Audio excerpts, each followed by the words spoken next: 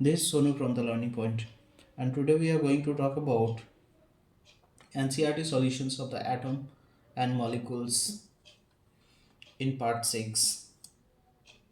So let's start. तो सबसे पहले हम लोग का पेज में आता है NCERT बुक का पेज नंबर देखिएगा 32 और 33 में कुछ क्वेश्चंस दिए गए हैं और सबसे पहला क्वेश्चन है हम लोग का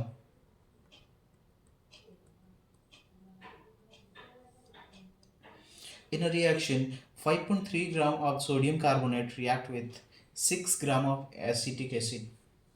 ठीक है, जिसमें बोला जा रहा है कि आपका 5.3 ग्राम सोडियम कार्बोनेट रिएक्ट कर रहा है 6 ग्राम एसिटिक एसिड के साथ।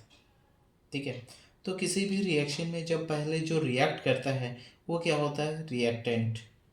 ठीक है, अगर मेरा रिएक्टेंट दिया गया है 5.3 ग्राम सोडियम कार्बोनेट का और 6 ग्राम दिया हुआ है एसिटिक एसिड का।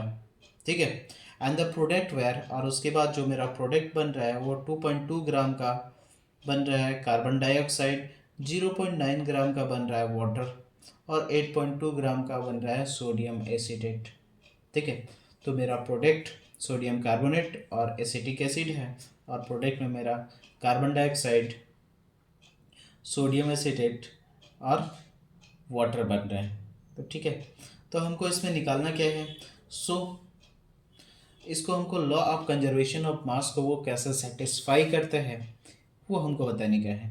तो लॉ ऑफ कंजर्वेशन ऑफ मास हम लोग को पता है, जिसमें क्या बोला जाता है कि आपका रिएक्टेंट का जितना मास होगा प्रोडक्ट में भी उतना ही मास होना चाहिए। ठीक है, तो हमको प्रोडक्ट में ही उतना ही मास लेके आना है, जिसके लिए हम चलिए देखते हैं, बनाते हैं। सबसे पहले मेरा रिएक्टेंट है सोडियम कार्बोनेट 5.3 ग्राम का। देखिए हम लिख लिए हैं। उसके बाद एसिटिक एसिड का है आपका 6 ग्राम का। ठीक है, तो दोनों का हम रिएक्टेंट को ऐड कर लेते हैं, टोटल मास हमको पता हो जाएगा रिएक्टेंट का। उसके लिए हम क्या करते हैं, 5.3 और 6 ग्राम को दोनों को ऐड कर लिए तो मेरा कितना आया, 11.3 ग्राम। ठीक है, अब उसके बाद आते हैं, ये तो मेरा रिएक्टेंट का पार्ट था। अब मेरा प्रोडक्ट का पार्ट में जाते हैं, जिसमें क्या है, मास ऑफ सोडियम एसिटेट मेरा कितना दिया हुआ है, 8.2 ग्राम का। वाटर का मास कितना दिया हुआ है, 0.9 ग्राम का। और मास ऑफ कार्बन डाइऑक्साइड दिया हुआ है 2.2 ग्राम का। अब हम क्या करेंगे, प्रोडक्ट को भी ऐड कर लेंगे, तीनों प्रोडक्ट को, इसको जो भी मिला हमको ऐड कर लिए। उसके बाद भी मेरा इसमें आपका 11.3 ग्राम आया। रिएक्टेंट और प्रोडक्ट मेरा दोनों बराबर है, देख सकते हैं, ये रिएक्टेंट हो गया, रिएक्टेंट का टोटल मास और यह प्रोडक्ट का टोटल मास दोनों ही बराबर है। इससे हमको पता चलता है कि ये लॉ ऑफ कंजर्वेशन ऑफ मास को सेटिस्फाई करता है। ठीक है, आई होप कि आपको समझ में आया होगा ये क्वेश्चन, और हमको नहीं लगता है कि इसको रटने या फिर कुछ वैसा टाइप का ये करने का ज़रूरत है। आप इसको सिंपल सा ऐड करना है और कुछ भी नहीं करना है। ठीक है, चलिए नेक्स्ट क्वेश्चन पे देखते हैं। Hydrogen and oxygen combine in ratio of 1:8। Hydrogen और ऑक्सीजन जो है वो कंबाइन करता है 1:8 का रेशियो से। ठीक है, by mass of the water, by mass to form water. What mass of oxygen gas would require to react completely with the 3 gram of hydrogen gas. अभी बोल रहा है कि ऑक्सीजन गैस का कितना मास चाहिए कि वो हाइड्रोजन का 3 ग्राम के साथ रिएक्ट कर जाए। ठीक है, तो देखते हैं। अगर मेरा बोल रहा है कि 1 ग्राम का हाइड्रोजन है तो उसमें क्या कर सकता है आपका 8 gram oxygen gas, 8 gram oxygen gas react कर जा रहा है कम्प्लीटली। और 3 ग्राम जो हाइड्रोजन गैस होगा, जैसे हम मेरा 1 ग्राम में है, अब तो आपका क्या कर रहा है, 8 ग्राम को ऑक्सीजन को रिएक्ट कर ले रहा है। तो 3 ग्राम का जब हम हाइड्रोजन लेंगे तो हमको क्या करना पड़ेगा, 8 × 3 यूनिटरी मेथड में जैसे कहते हैं, तो वैसे ही हम करते हैं, 8 × 3 ग्राम कर देते हैं, तो मेरा आ गया 24 ग्राम। तो इसका मतलब क्या हो गया, 24 ग्राम ऑक्सीजन का जरूरत होगा 3 ग्राम ऑफ हाइड्रोजन के साथ कंबाइन करने के लिए। ठीक है, चलिए नेक्स्ट क्वेश्चन आता है। Which postulate of the Dalton's atomic theory is the result of the law of conservation of mass. तो ये क्वेश्चन पूछ रहा है कि डाल्टन एटॉमिक थ्योरी का वो कौन सा पॉस्टुलेट था जो आपका रिजल्ट है किसका, लॉ ऑफ कंजर्वेशन ऑफ मास का। तो चलिए हम आंसर देखते हैं। The postulate of the Dalton's atomic theory which says that, Dalton atomic theory का वो postulate जो बोलता था कि एटम के neither be created nor be destroyed. ठीक है, एक केमिकल रिएक्शन में एटम को हम लोग ना तो क्रिएट कर सकते हैं ना तो डिस्ट्रॉय कर सकते हैं। ये वाला जो postulate था यही क्या करता है, आपका सेटिस्फाई करता है लॉ ऑफ कंजर्वेशन ऑफ मास को। ठीक है, तो उसी के result, law of conservation of मास के रिजल्ट से आया। ठीक है, नेक्स्ट क्वेश्चन देखते हैं। विच postulate of the Dalton's atomic theory can explain the law of definite proportion. ये बोल रहा है कि आपका डाल्टन एटॉमिक थ्योरी का कौन सा postulate था जो आपका लॉ ऑफ डेफिनेट प्रोपोर्शन को सेटिस्फाई करता है। तो आंसर में क्या है, the postulate of the Dalton's atomic theory that says that the number and the kind of atom in a given compound is fixed and can explain the law of definite proportion. ठीक है, Dalton's atomic theory का वो postulate जिसमें कि वो बोला था कि the number and the kind of atom in a given compound is fixed. मतलब जो नंबर और टाइप ऑफ कंपाउंड जो रहता है किसी भी एटम जो किसी भी कंपाउंड में रहता है वो क्या क्या रहता है, एकदम फिक्स्ड रहता है। ये एक्सप्लेन करता है आपका लॉ ऑफ डेफिनेट प्रोपोर्शन को। ये जो दो क्वेश्चन देख रहे हैं ये आपका दोनों ही क्वेश्चन बहुत ही इंपॉर्टेंट क्वेश्चन है। सॉरी, देखिए ये क्वेश्चन आपका एग्ज़ाम में आने वाला क्वेश्चन है, ये आपका बहुत ही ज़्यादा इम्पॉर्टेंट क्वेश्चन है। जनरली आपका कोई एग्ज़ाम में आता ही है ये दो क्वेश्चन। ठीक है, तो बहुत ज़्यादा कुछ याद करने का नहीं, हम बहुत शॉर्ट टाइप से लिखे हैं। अगर आपको याद करना हो तो आप एक बार पढ़ लीजिएगा, वैसा ही याद हो जाएगा। अभी आता है मेरा एनसीईआरटी बुक का पेज नंबर 35 का सॉल्यूशंस। ठीक है, सबसे पहले इसमें है define atomic mass unit. Atomic mass unit को डिफाइन करने का है, जैसा कि हम लोग पहले ही पढ़ चुके हैं एटॉमिक मास यूनिट क्या होता है। तो atomic mass unit is equal to the 1/12 of the mass of the carbon 12 atom. Carbon 12 atom का जो 1/12 पार्ट होता है उसी को हम उसका एक यूनिट मान लेते हैं और उसको हम क्या बोलेंगे, एटॉमिक मास यूनिट। ठीक है, why is it not possible to see an atom with the naked eye. ठीक है, अभी जो एक क्वेश्चन आता है कि मेरा हम लोग को अगर कोई पूछता है कि हम एटम को क्यों नहीं देख सकते हैं, ठीक है, नेकेड आई से। ठीक है, तो अब हम देखते हैं इसका सॉल्यूशन क्या है। It is not possible to see an atom. हम क्या कर सकते हैं, एक एटम को अपने नेकेड आई से नहीं देख सकते हैं, बिकॉज क्योंकि the atom is the smallest particle. Atom क्या होता है, सबसे छोटा पार्टिकल होता है। ठीक है, as per the Dalton's atomic theory atom क्या होता है, बहुत ही छोटा पार्टिकल होता है। ठीक है, मतलब सबसे मैटर का सबसे छोटा पार्टिकल। तो सबसे छोटा पार्टिकल इतना छोटा है कि वो आपका माइक्रोस्कोप से ही देखा जा सकता है, और वो भी आपका इलेक्ट्रॉन माइक्रोस्कोप। और उसका रेडियस क्या होता है आपका 1/1 दे के आपका 9 जीरो लगेगा। तो सोच सकते हैं कि ये इतना मीटर का, 1 मीटर को अगर हम डिवाइड कर देंगे 1 दे के आपका 9 जीरो से, उतना छोटा होता है ये। ठीक है, इसका रेडियस, तो सोच सकते हैं कि इसका रेडियस का डबल करेंगे तो डायमीटर होगा। तो इतना छोटा जो है तो वो हम लोग का नेकेड आई से हम लोग देख ही नहीं सकते हैं। ठीक है, और नॉर्मल माइक्रोस्कोप से भी नहीं देख सकते हैं इसको, इसके लिए हमको इलेक्ट्रॉन माइक्रोस्कोप का ज़रूरत पड़ेगा। एनसीईआरटी बुक पेज नंबर 39 का देखते हैं अब। Write down the formula of the sodium oxide. अभी सिंपल सा है, एक सोडियम ऑक्साइड। ठीक है, उसका फॉर्मूला लिखना है। तो हमको पता है सोडियम का Na होता है और ऑक्साइड का, ऑक्साइड क्या है, ऑक्सीजन से ही आया है, तो ये हो गया ऑक्सीजन का।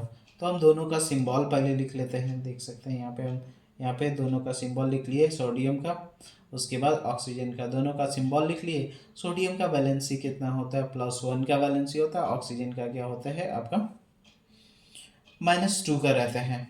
ठीक है, तो ये क्या करेगा, इसका साइन चल जाएगा उसके पास, ऑक्सीजन के पास।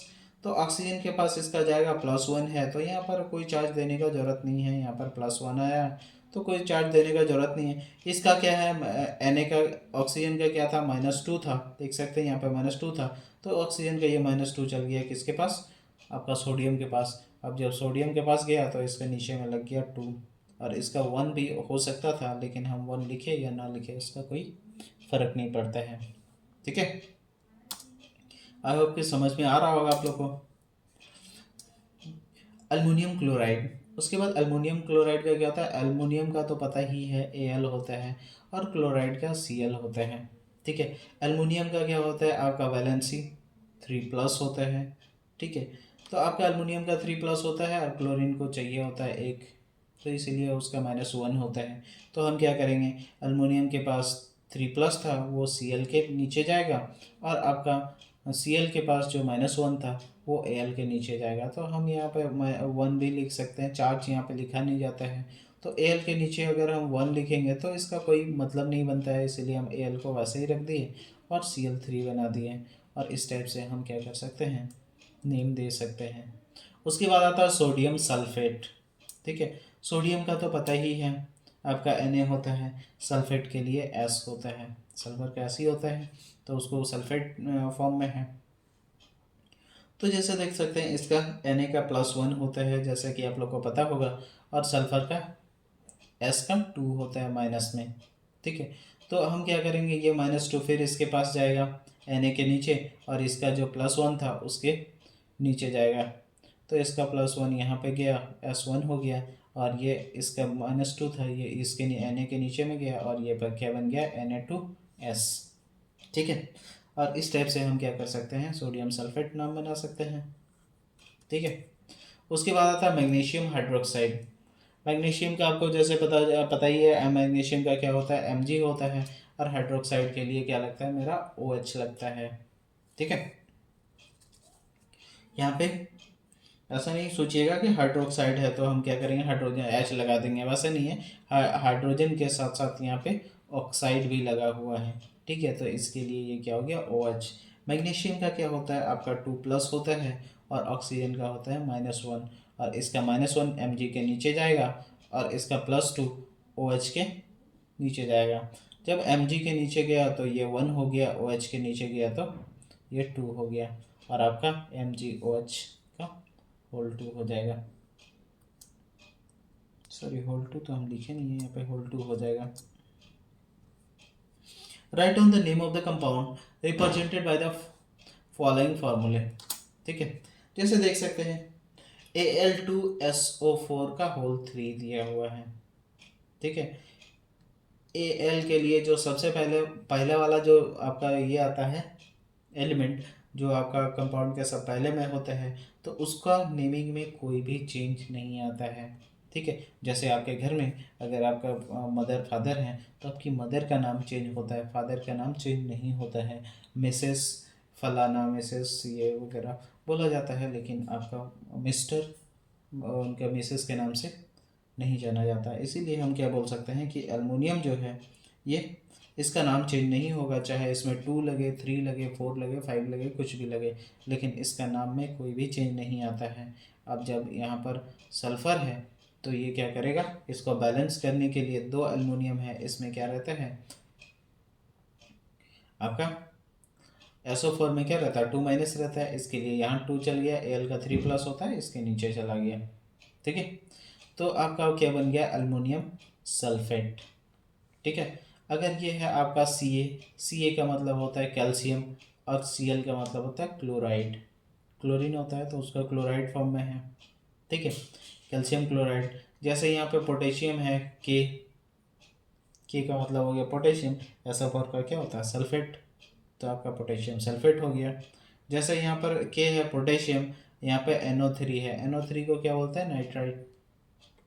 ठीक है, तो यहाँ पे नाइट्राइट लिख दिए, और मेरा बन गया ये पोटेशियम नाइट्राइट। और ये उसके बाद क्या है आपका CaCO3, Ca क्या है कैल्शियम, और CO3 क्या होता है कार्बोनेट, तो कैल्शियम कार्बोनेट बन गया। तो इसमें बहुत ज़्यादा दिक्कत वाला बात है नहीं, अगर आप लोग थोड़ा सा अगर ध्यान देते हैं तो ये काफ़ी आसानी से हो सकता है। What is mean by the term chemical formula.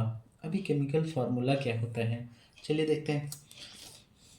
Chemical formula is the symbolic representation of the composition of molecule of a compound.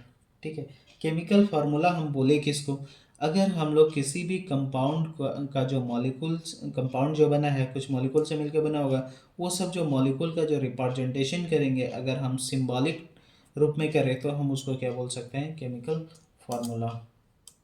ठीक है, अब नेक्स्ट क्वेश्चन देखते हैं। How many atom are present in a H2S molecule, कितना atom present है। तो यहाँ पर हम देख सकते हैं जब हाइड्रोजन है, हाइड्रोजन जो एलिमेंट है इसका कितना आपका एटम है, दो। ठीक है, और S का कितना है, एक। तो 2 + 1 कितना हो गया, 3 एटम्स। ठीक है, अभी यहाँ पे P का कितना है, एक, और O का कितना है आपका यहाँ पे 4। तो 4 और 1 कितना हो गया, यहाँ पे 4, और इसका हो गया 1। तो दोनों मिला के हो गया मेरा 5। ठीक है, आई होप कि आपको समझ में आ रहा होगा। उसके बाद आता है एनसीईआरटी बुक पेज नंबर 40 का, कैलकुलेट द मॉलिकुलर मास। ये आपका जनरली क्वेश्चन में पूछता है मॉलिकुलर मास निकालने के लिए। ठीक है, जैसे आपका यहाँ पर CH3OH का दिया हुआ है, C2H4 का दिया हुआ है, इस टाइप का नंबर जो होता है कंपाउंड है ये सब का आपका देता है बनाने के लिए मॉलिकुलर मास। तो सबसे पहले हम देखते हैं हाइड्रोजन का H2 है। तो हाइड्रोजन में कितना है आपका, 2 एटम है। ठीक है, यहाँ पे 2 एटम है, इसीलिए आपका ये क्या हो गया, यहाँ पे 2 लिखे हैं, और इसका कितना होता है यूनिट, 1 होता है, इसीलिए क्या हो गया आपका 2 × 1 कितना हो गया, 2 यूनिट। उसके बाद आपका यहाँ पे 2 ऑक्सीजन का एटम है, इसके लिए यहाँ पे लिखे हैं ऑक्सीजन का 2। उसके बाद आपका यहाँ पर कितना हो गया, 16 होता है, तो 32 यूनिट। Cl का कितना होता है, यहाँ पे Cl2 है तो यहाँ पे 2 हो गया, और इसका Cl का कितना होता है 35.5।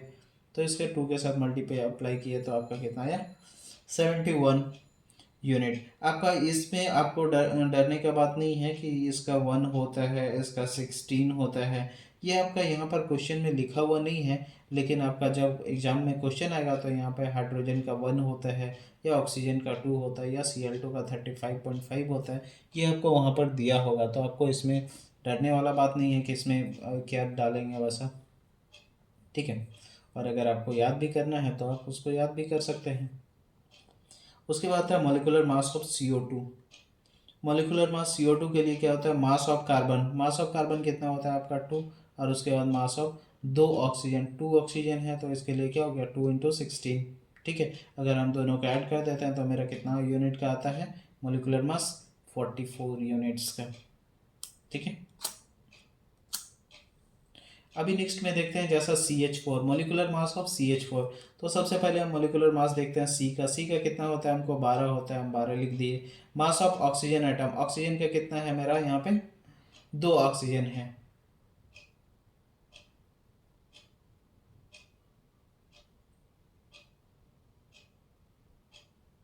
CH4, ओ सॉरी, इसमें कोई क्वेश्चन थोड़ा मिस्टेक लिखा गया है। मॉलिक्यूलर मास ऑफ CH4, यहाँ पे कार्बन एटम का हो गया 12, और यहाँ पे आपका हाइड्रोजन था 2H एटम, सॉरी यहाँ पे करेक्ट कर लीजिएगा, H एटम होगा। यहाँ पे H एटम के लिए क्या होगा, 4 × 1, तो कितना हो गया 4 × 1 कितना हो गया 4, और यहाँ पे हो गया 12, तो ये कितना हो गया आपका 12 + 4 16 यूनिट का। मास मॉलिक्यूलर मास ऑफ C2H6, तो यहाँ पे क्या है 2C एटम का कितना हो जाएगा 2 × 12 हो गया। अब मास ऑफ 6H, अभी 6H का कितना हो जाएगा 6 × 1, हाइड्रोजन का 1 ही होता है, आपका कितना हो गया 12, और यहाँ पे 2, 12 दूनी 24 हो गया, मतलब 12 × 2 = 24, और यहाँ पे 6 × 1, तो 6 × 1 = 6, और 20 तो कितना हो गया 24 + 6, मतलब यहाँ पे हो गया आपका 30 यूनिट का। उसके बाद था मॉलिक्यूलर मास ऑफ CH3OH। तो मास ऑफ C कितना हो जाएगा 12 यूनिट का होता है। H यहाँ पे 3 दिया हुआ है, mass of 3H, sorry mass of 3H plus mass of oxygen,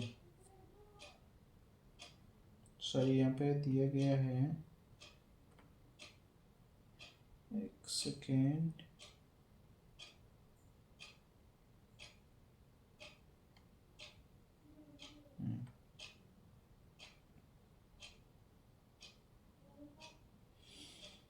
यहाँ पे कितना है, 3 हाइड्रोजन है, यहाँ पे 1 हाइड्रोजन, तो टोटल मिला के कितना हुआ, 4 हाइड्रोजन। तो 4 × 1 लिखे हैं एक साथ, और ये मास ऑफ ऑक्सीजन कितना है मेरा 1 है, तो इसलिए 16। टोटल मिला के आपका हो गया 32 यूनिट का। नेक्स्ट क्वेश्चन में आते हैं, calculate the formula unit mass of ZnO। Form जैसे देखिए यहाँ पे इसमें दिया हुआ है ना, वैसा ही लास्ट वाला क्वेश्चन जो इसमें बताया, इसमें भी वैसा ही दिया होगा। Zn का कितना है 65 यूनिट का, सोडियम का दिया हुआ 23 यूनिट, इस टाइप से दिया हुआ है, आप इसका वैल्यू निकालना है, ठीक है। तो फार्मूला मास जो होता है ZnO का कितना हो गया, मास ऑफ Zn एटम हो गया, उसका कितना है मेरा दिया हुआ Zn का 65 यूनिट का, मास ऑफ ऑक्सीजन एटम कितना दिया हुआ है 16 यूनिट का, तो हम दोनों को जोड़ देंगे तो कितना आ गया 81 यूनिट का, ठीक है।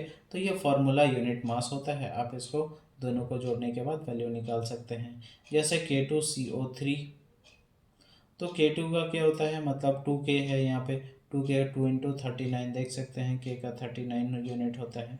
उसके बाद जो होता है आपका कार्बन का 12 होता है, तो यहाँ पे 12 यूनिट लिख दिए मास ऑफ कार्बन एटम। उसके बाद है mass of 3 oxygen atom. 3 oxygen atom बोलने का मतलब है 3 × 16, तो 3 × 16 कितना हो गया आपका 48। उसके बाद हम क्या करते हैं, सबको ऐड कर लेते हैं, ऐड करने के बाद फिर मेरा जो वैल्यू आएगा वो मेरा हो जाएगा 138 यूनिट का। तो इस टाइप से हम सबका फार्मूला यूनिट मास निकाल लिए। आई होप कि आपको अच्छी तरह से समझ में आया होगा। और यहाँ हम लोग का ये ख़त्म हो जाता है, और उसके बाद जो है अभी तो दिवाली का टाइम चल रहा है, तो wishing you a happy Diwali and thanks for watching. If you want to learn more, check out my other videos and don't forget to subscribe. Thank you.